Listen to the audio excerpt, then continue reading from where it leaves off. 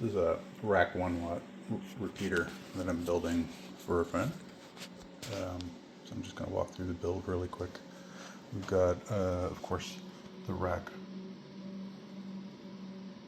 13302 board with 3400, which is our 1 watt module. That is an NRF52.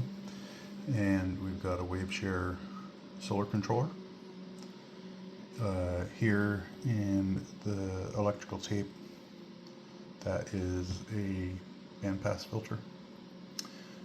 Got a Bluetooth internal antenna that I decided not to use. We're actually using an external Bluetooth antenna, which should give a lot more range for over-the-air updates. We've got a breather, it's a bulkhead that allows air pressure to be released and gives a little bit of air circulation. We've got a 10 watt panel.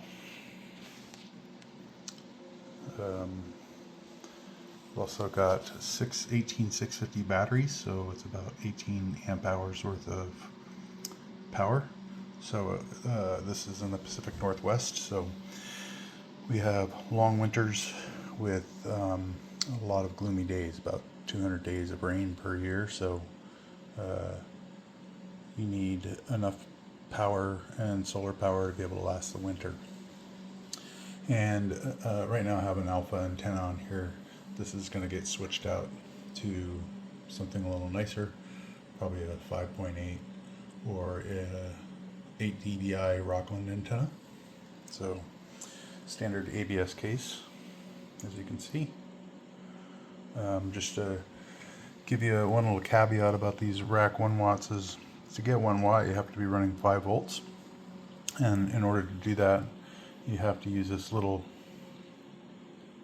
kind of native connector. I forget what they call it, but that little connector has to go directly into your solar controller, and that'll give you your 5 volts, which is if you look at the board, I don't know if you can see it from here, but that's a 5 volt out. So that'll give you your full 1 watt. If you don't have 5 volts, you're not going to get a full 1 watt.